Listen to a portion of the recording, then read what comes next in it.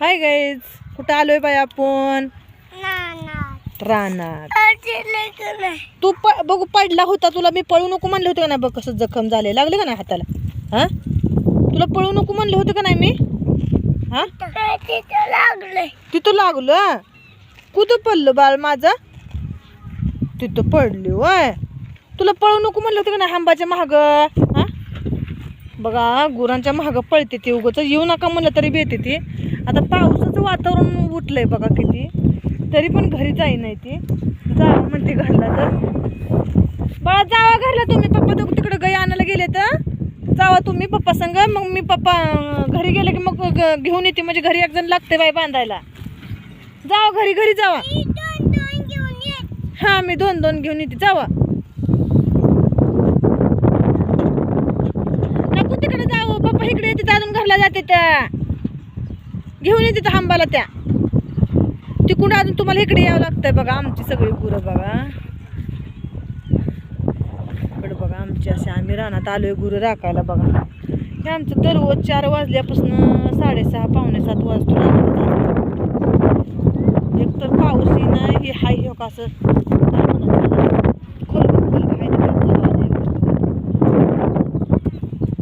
वैरणीचं घरी प्रॉब्लेम आहे. पाऊस नसल्यामुळे मका काय चांगली आली नाही. पाण्याचा प्रॉब्लेम. तर बघा हे आम्ही चारतोय गुरांना. ही जरा लय आगावपणा करते. हा रेडी घरलाच पळते लगेच. हे सगळे मोकळे येते. आता कसलं आभाळ आले बघा. ही गावाकडलं वातावरण आहे आमच्या.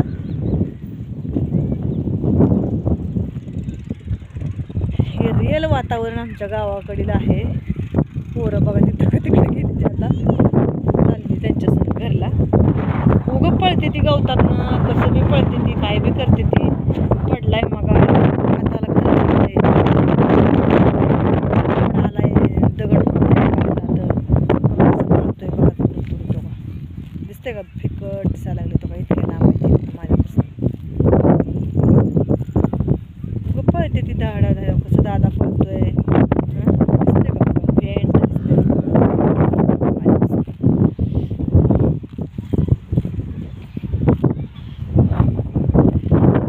कसरत असते शेतकऱ्यांना. लय कसरत असते ओ शेतकऱ्यांना. काय सांगायचं तुम्हाला आणि काय ऐकायचं.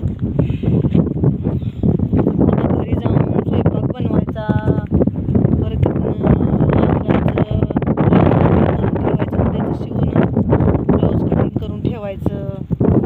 सकाळची सगळी तयारी करून ठेवायची. म्हणजे दिवसभर काय होतं, सकाळचं आवरून ब्लाऊज शिवून मग 4 वाजता ब्लाऊज शिवून मग 4 वाजता ह्यांना सोडावं लागतं. अजून सकाळी पाणी वैरण करायचं 12 वाजता. 4 वाजता गुरं सोडायची. मग ह्यांनी 6 वाजता येतात. आता एकटीला एवढं सगळं द्यायला होतं.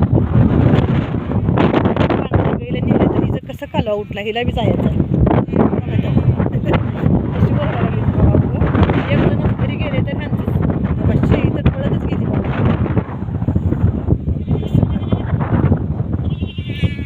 असे गुरांना सवय ती. एक जणाला जर नुसतं लापतीनं बांधलं का नाही मग सगळी थांबते ती. एक जण जर घरी गेलं ना तर कोणच थांबत नाही. ती लगेच घरला पळते. तो का शेळी कशी पळतच गेली नुसती. अजून ह्यांनी घरी पोचलं नाही तवचं तर हिनं गेली घरी. बघा असं असते खेडेगावात. जनावरांना सुद्धा अशा सवय असते.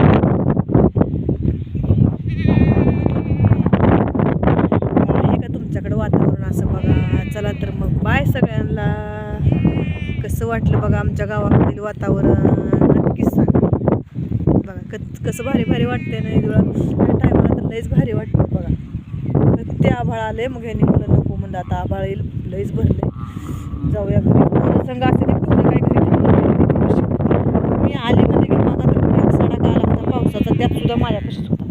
मी ओरडते त्याला घरी जा घरी जा घरी जा, पण त्यानं काही घरी जायला तयारच नाही.